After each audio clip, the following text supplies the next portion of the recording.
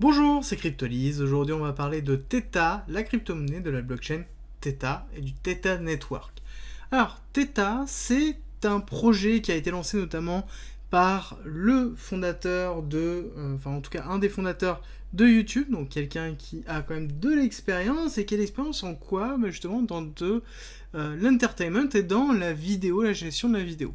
Vous imaginez bien que c'est quelqu'un qui sait ce qu'il fait, qui a lancé justement Theta comme étant la nouvelle génération de vidéos et de l'entertainment à travers la blockchain pour une meilleure rétribution et pour une meilleure diversification et résoudre des problèmes technologiques comme étant notamment le cash à travers la blockchain. Et donc c'est quelque chose qui est très intéressant et qu'on attend et qu'on suit depuis très longtemps. Il y a notamment une autre crypto-monnaie qui a été lancée qui s'appelle le T-Fuel, il y en a une autre qui s'appelle le T-Drop, qui sont directement enjoints au fonctionnement de l'écosystème de Theta. Et globalement, Theta, c'est quoi? C'est une blockchain qui permet, de distribuer les bénéfices au niveau des créateurs qui restent en possession.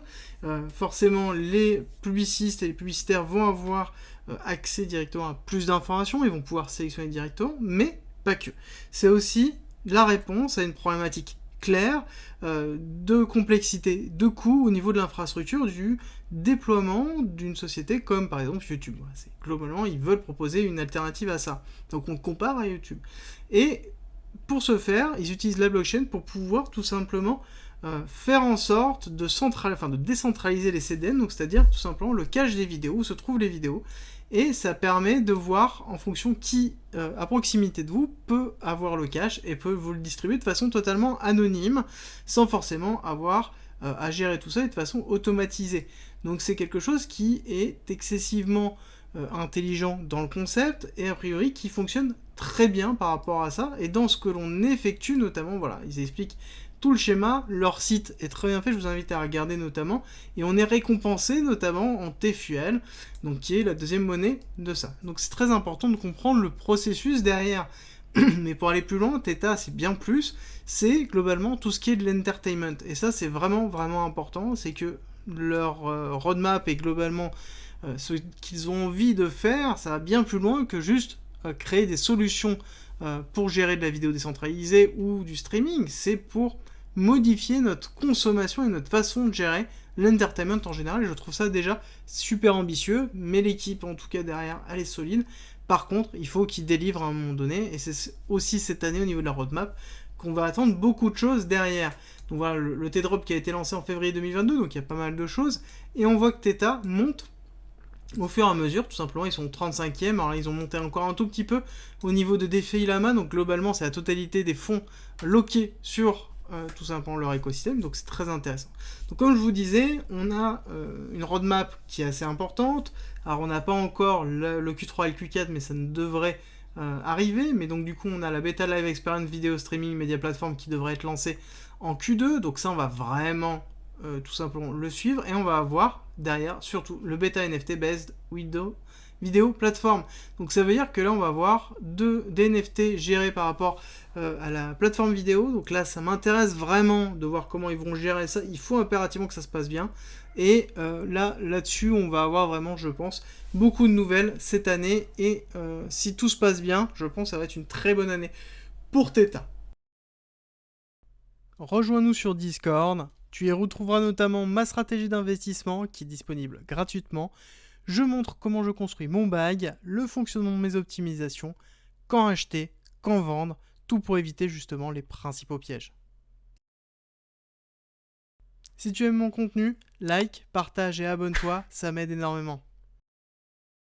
Très bonne année, parce qu'on va le voir, techniquement, on a quand même pas mal de choses. C'est un actif qui est très intéressant à analyser. Et on va regarder ça tout de suite. Nous avons la grosse période d'accumulation qui a été longue. C'est un projet qui existe depuis longtemps, qui a mis beaucoup de temps. Vous imaginez bien que la conceptualisation et la conception et la réalisation tout simplement d'un réseau décentralisé de distribution de vidéos avec tous les outils qui vont avec, ce n'est pas une mince affaire, donc il a fallu du temps, et on voit que le temps il a été pris. Et à côté, on a eu l'accélération de fin 2021, derrière qui s'est effectuée, avec une temporisation du cours et un palier qui a été marqué en avril, et ensuite on a entamé La chute alors un petit peu avant mais après le mai en fait on a eu l'accélération qui s'est trouvée ici, une accélération forte et après on a entamé une période d'accumulation. Donc qu'est-ce que l'on voit ici? On voit tout simplement un schéma de Wyckoff qui s'est mis en place, donc qui est une réaccumulation de Wyckoff, donc quelque chose qui est très haussier, un schéma qui est connu, avec un buying climax, un AR, un ST, donc là on est vraiment dans un schéma de réaccumulation avec une prise de liquidité du point le plus haut, du dernier point le plus haut, donc le BC, par notamment le test, donc ça veut dire qu'on est vraiment dans une réaccumulation. Et derrière, nous avons à côté un saut qui est en train de se construire, qui s'est construit en très longtemps.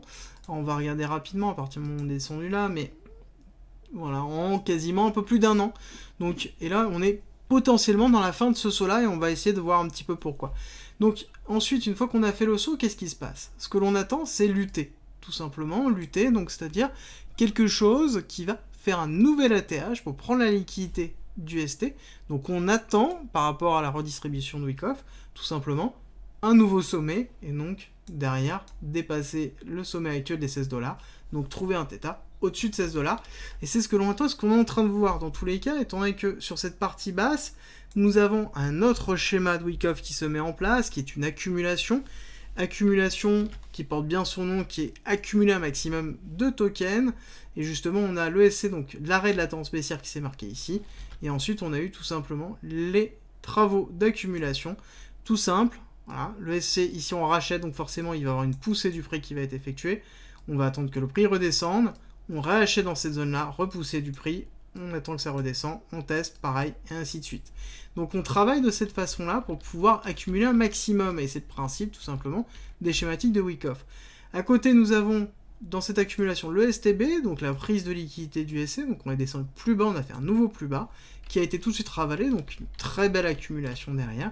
Et ensuite, on a fait ici un spring, donc tout simplement une nouvelle prise de liquidité de ce STB ici.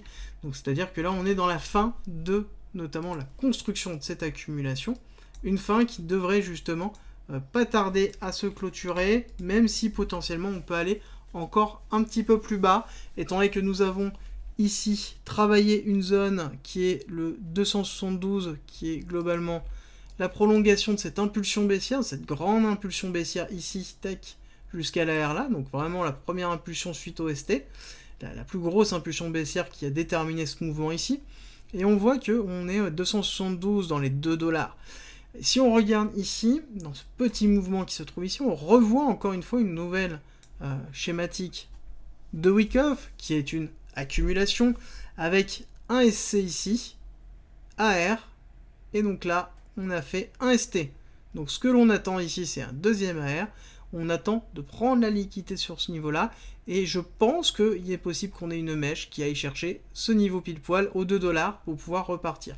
Mais là, on a quand même une grosse intention haussière, on nous montre qu'on veut aller à la hausse, et ce qui est intéressant, c'est qu'à chaque fois qu'on a des mouvements haussiers sur θ, on voit que c'est quelque chose qui est assez bullish, hein. On pousse, là aussi pareil, on pousse avec des énormes bougies qui sont construites, systématiquement avec des impulsions haussières. Donc on sait, le cours nous montre que on va partir à la hausse. La question elle est quand et quand ça va se faire. En tout cas, là dans l'état actuel, ce que l'on peut dire c'est qu'on attend la fin de cette petite accumulation ici pour valider la grosse accumulation de Wyckoff ici, faire le spring de cette petite accumulation, nous valider derrière le sign of weakness, donc le saut de la réaccumulation globale orange qui se trouve ici, pour aller faire un nouvel ATH, derrière faire tout simplement un UT. À côté, ça nous validerait une grande vague 1 et une grande vague 2 d'Elliott, et donc pour faire une grande vague 3, donc qui va nous donner des objectifs qu'on va voir tout à l'heure. Donc comme on voit, ici on a déjà fait, par rapport au moment où j'ai fait les premières vidéos, rentrer 2 fois dans cette spot zone, on a fait une première impulsion et une deuxième, et je pense que, donc du coup si vous suivez mon raisonnement, il est possible qu'on en fasse au moins une troisième, possiblement une quatrième dedans. Est-ce que ça va être direct ici on remonte dehors et on re-rentre, ou est-ce qu'on va être ici on teste, on remonte et on redescend? Possiblement aussi, pourquoi pas, en faisant un STB et un spring avant de partir. Donc on pourra avoir aussi cette idée-là derrière, mais on pourrait très bien avoir quelque chose qui s'est validé de cette façon-là, avec un SC, ST et on part. Si ça peut être aussi valable. Pour que ce soit valable, il faudrait casser ce niveau important des 6 $, voilà, qui est ce niveau, ce dernier point d'inducement qui est ici. Donc ça, c'est du vrai inducement, celui-ci. Donc ça, c'est sûr et certain que c'est l'inducement. Donc ça, on va le faire sauter, c'est évident. Par contre, celui-là, si on le casse, là déjà, c'est un petit peu plus complexe. Et donc, on aura une première grosse impulsion en nous disant, ok, bah là, on est vraiment parti. Donc, c'est-à-dire qu'on va retravailler peut-être les plus bas avant de repartir. Mais dans tous les cas, on partira. Donc, on aura une véritable confirmation de ce qui s'est effectué par rapport à ça. Et au niveau des objectifs, qu'est-ce qu'on peut imaginer Theta? Theta, si on a un très beau lancement, quelque chose qui est excessivement bullish sur cette année 2022, où on a un écosystème des crypto-monnaies qui pousse, pourquoi pas voir un Theta? En effet, sur le 1,618, si on fait la prolongation de cette vague 1, vague 2 d'Elliott, on serait dans les 27 $. Donc quelque chose qui serait un très bel objectif pour une belle vague 3, pour ensuite après travailler la vague 4 et la vague 5, pour un objectif qui serait un petit peu plus haut, dans les 34 $ possiblement. Donc pour un UTAD notamment, donc pour ceux qui connaissent, derrière, une fois qu'on a fait l'UT, il y a de grandes possibilités de faire un retracement et ensuite retravailler l'UTAD, donc refaire un nouvel ATH derrière avant de pouvoir finir le schéma de Wyckoff. Et donc certainement aussi, si tout se passe bien, finir aussi ce schéma d'Elliott, avec derrière, par exemple, Elliott, on pourra avoir vague 1, vague 2, vague 3, vague 4, vague 5. Donc là, on valide sur cette vague 5, donc la grande vague 3, et on valide l'UT, on retravaille en A, B, C le retracement, donc qui est notre grande vague 4 avec le retracement de cette fin de problématique, et on repart après derrière sur la vague 5, sur une décomposition en 5, et donc derrière avoir le nouvel ATH, donc qui serait l'UTAD. Donc on a voilà, quelque chose d'assez propre qui est en train de se construire. C'est pour ça que j'aime beaucoup ce graphique de Theta, c'est qu'il est assez facile à lire, assez facile à comprendre, et lorsqu'on débute l'analyse technique, c'est quelque chose qui est assez simple pour pouvoir croiser toutes les différentes techniques, que ce soit de la liquidité, du Wyckoff, des Fibonacci, et bien évidemment de l'héliotisme à minima, de façon à pouvoir reconnaître un petit peu tout ça, et on a un petit peu toutes les bases.